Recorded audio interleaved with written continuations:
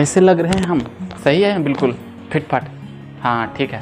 Hello दोस्त, मेरा नाम है विपुल और आप देख रहे हैं फार्मा ऑरिजिन 2.0। आज फिर हम आपके लिए नई इन्फॉर्मेशन नया वीडियो के साथ लेकर आए हैं, तो हमारे साथ बने रहिए और चैनल को सब्सक्राइब कीजिए। आज हम लोग बात करने वाले हैं अस्थमा के बारे में। अस्थमा क्यों होती है, कैसे होती है, क्या रीज़न है, इसकी इलाज, इसका ट्रीटमेंट, इसका सिम्टम, सारा कुछ आज डिस्कस करेंगे। आप हमको मात्र 5-6 मिनट दीजिए, उसके बाद आप अस्थमा का डॉक्टर बन जाइए। ठीक है, तो चलिए जानते हैं। Asthma is a bronchial condition, bronchial disorder in which bronchial smooth muscle get inflamed, swell due to release of mucus। ठीक है, इसका मतलब ये होता है दमा एक बीमारी है जिसमें क्या होती है कि ब्रोंकी जो आप देख रहे हैं, ब्रोंकी यानी श्वसन नली, वो क्या होता है, सूजन आ जाता है उसमें और वो फूल जाती है। जब फूल जाएगा तो सफिशिएंट अमाउंट ऑफ ऑक्सीजन हमारे लंग्स में नहीं पहुंच पाएगा। किसकी वजह से? Due to release of mucus. Mucus हमारे ब्रोंकी में क्या होता है, एक्यूमुलेट हो जाता है, जिसकी वजह से क्या होती है कि ब्रोंकी जो श्वसन नली आप देख रहे हैं वो क्या होता है, सूजन आ जाता है और जो इतना जो रास्ता है, हवा जाने का रास्ता जो इतना है ऑक्सीजन, वो क्या होता है, इतना हो जाता है। अब बताइए, जब इतना हो जाएगा तो सफिशिएंट अमाउंट ऑफ ऑक्सीजन, पर्याप्त मात्रा में हवा हमारे लंग्स को नहीं पहुंच पाएगा तो क्या होगी, हमारे ब्रीदिंग में प्रॉब्लम होगी, difficult to breathe, tightness of chest यानी कि सीने में दर्द, सांस लेने में तकलीफ, और फिर हम सही अमाउंट में ऑक्सीजन नहीं मिलेगी हमारी बॉडी को और हमें बीमार पड़ जाते हैं। तो इसी को कहते हैं अस्थमा। ठीक है, मेनली रूप से क्या होता है, ब्रीदिंग प्रॉब्लम होती है, डिफ़िकल्ट हो जाता है सांस लेने में। इस देखते होंगे आपकी इनहेलर लेके लोग चलते हैं, पॉकेट में रखते हैं, जैसे कि वो दमा आया कोई एक्टिविटी के दौरान तो वो क्या करते हैं, लेने लगते हैं। लेने के बाद क्या होता है, उनको रिलैक्स मिल जाती है, तो इसको बोलते हैं अस्थमा। कहते हैं इसके टाइप्स पे कि कितने टाइप्स के होते हैं। तो पहला टाइप्स होता है जिसका नाम है डायस्पोसिया। डायस्पोसिया में क्या होती है कि ब्रीदिंग लेने में प्रॉब्लम होती है, ब्रीदिंग प्रॉब्लम यानी कि सांस लेने में तकलीफ होगी। ठीक है, यही होता है डायस्पोसिया में। और एक आती है हुपिंग कफ जिसको बोलते हैं कुकुर खांसी। इसको लोग कभी आप देखे होंगे कि कहीं आसपास मिल ही जाते हैं ऐसे करते हुए व्यक्ति, हर 5 मिनट पे ये ऐसे करते हैं, तो उनको भी एक अस्थमा का एक ही टाइप है जिसमें वो इसको बोला जाता है हुपिंग कफ, यानी कि उनके ब्रोंकी में कुछ न उनको ऐसा फील होता है कि कुछ यहाँ जमा है जो कि खांसने से क्लियर हो जाएगा, सच में क्लियर हो जाता है। तो ये 2 टाइप्स हो गए। अब बात करते हैं इसके रीज़न पे, इसके काज पे, होता कैसे है, किस वजह से हो। तो सबसे बड़ा इसका वजह है पोल्यूशन। अगर आप देखें तो इंडिया में सबसे ज़्यादा पोल्यूशन है, वो भी कहाँ, तो अपने कैपिटल में, दिल्ली में।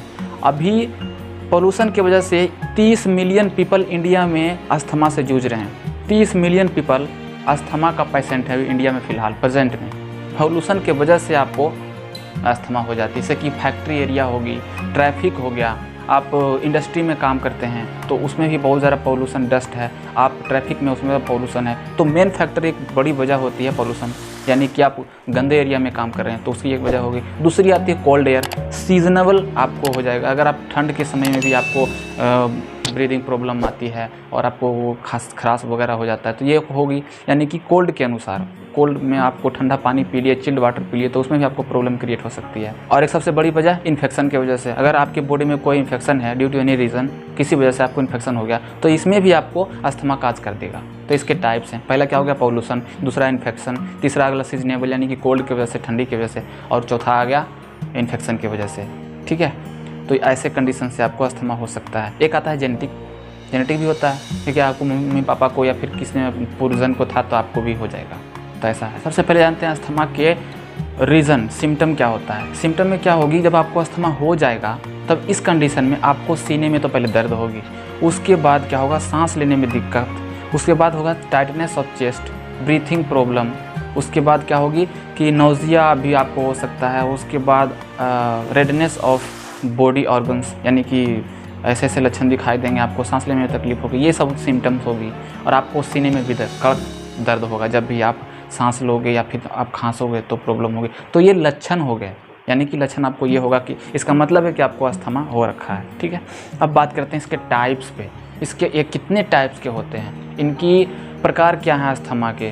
तो पहला आता है इंट्रिंसिक अस्थमा। ठीक है, इंट्रिंसिक अस्थमा में 3 टाइप्स के आते हैं। पहला तो मिडिल एज, यानी कि 20 साल से लेके 65 साल तक के आपके उम्र में आपको अस्थमा हो सकता है। ठीक है, और दूसरा आता है क्रोनिक अस्थमा। क्रोनिक अस्थमा क्या होती है कि लंबी चलने वाली अस्थमा। एक अस्थमा होता है एक्यूट, जिसमें कि आप दवाई खाए वगैरह वगैरह, ऐसा कोई इंजेक्शन लिए थियोफाइलिन तो आपको ठीक हो गया। ठीक है, तो वो तो एक्यूट हो गया। क्रोनिक होती है जो लंबा चलने वाला, लाइफ टाइम चलता रहेगा, लाइफ टाइम आप इन्हेलर लेते रहिए। दूसरा आता है जेनेटिक प्रॉब्लम, यानी कि आपके दादाजी को है तो वही आपको हो जाएगा। तो ये सारे किस में आते हैं? इंट्रिंसिक में। अब बात करते हैं एक्सट्रिंसिक में, हम टाइप्स की बात कर रहे हैं। तो एक्सट्रिंसिक में क्या होता है? बच्चों में होती है। बच्चों में क्या होता है कि जैसे देखते होंगे आपकी 5-6 साल के जो बच्चे होते हैं, नहीं सॉरी 3-5-6 साल भी और 4-5 महीने के जो बच्चे होते हैं उनको अस्थमा हो जाती है, निमोनिया जिसको बोलते हैं, भर जाती है बलगम म्यूकस, और उसको निकालना बहुत डिफ़िकल्ट होता है क्योंकि बच्चा है। हम लोग बड़े हैं तो खास उसके निकाल लेंगे, लेकिन बच्चे कैसे निकालेंगे? तो उस कंडीशन में हॉस्पिटल जाना पड़ता है, निबुलाइजर लगाना पड़ता है और वैक्यूम के द्वारा उसके बलगम को निकालना पड़ता है। वो होगी बच्चों में होगी। दूसरी बात आती है एपिसोडिक में, कि according to your season, according to your environment. अगर इन्वायरमेंट ठंडा है तो उसकी वजह से भी हो जाता है। रख रखाव अगर बच्चे का सही नहीं है, सही तरीके से आप उसका केयर नहीं कर रहे हो, तो ऐसे कंडीशन में आपको बच्चों को अस्थमा हो सकती है। मेन वजह ये होती है। और तीसरा आता है एलर्जी की वजह से, यानी कि आप गंदे प्लेस में अगर रह रहे हैं तो उस कंडीशन में भी आपको अस्थमा हो जाएगा। आपके बच्चों को भी, आपको भी हो सकता है गंदगी की वजह से। तो ये 2 टाइप्स होते हैं, ठीक है। एक आता है इंट्रिंसिक, एक आता है एक्सट्रिंसिक। इंट्रिंसिक में क्या होगा? मिडिल एज को होती है, हिस्टोरिकल प्रॉब्लम होता है, फिर एक जेनेटिकल प्रॉब्लम आता है। एक्सट्रिंसिक में क्या आती है कि वो आता है एपिसोडिक, उसके बाद आता है एलर्जिक, उसके बाद आता है ईयरली एज, यानी कि बच्चों में, ठीक है। तो आप समझ गए टाइप्स। अब बात करते हैं सिम्टम्स भी होगी, टाइप्स। तो वीडियो बहुत लंबा हो जाने की वजह से हम इसको यहीं पर रोक रहे हैं। अगली वीडियो हम लेकर आएंगे, उसका मैकेनिज़्म और उसकी ड्रग के बारे में बताएंगे कि उसके अस्थमा का हम कौन सी ड्रग दे सकते हैं और उसका मैकेनिज़्म क्या है, कैसे ये जनरेट होता है। इस वीडियो में आपने जाना कि अस्थमा क्या होती है, इसके टाइप्स क्या होते हैं, इसके सिम्टम क्या होती है और ये किस तरह से जनरेट होता है, लक्षण और इसके टाइप्स और इसका डेफिनेशन तो आपको मैंने बता दिया। अब बस रह गया है ये इसके ड्रग और इसके मैकेनिज़्म, तो अगले वीडियो में हम बात करेंगे। सो अगर आपको ये वीडियो अच्छा लगता है तो प्लीज़ लाइक कीजिएगा और सब्सक्राइब जरूर कीजिएगा, क्योंकि एक सब्सक्राइब से हमें बहुत मोटिवेशन मिलती है हमको, क्योंकि वीडियो में बहुत मेहनत लगता है बनाने में। So thank you so much for watching. Thank you.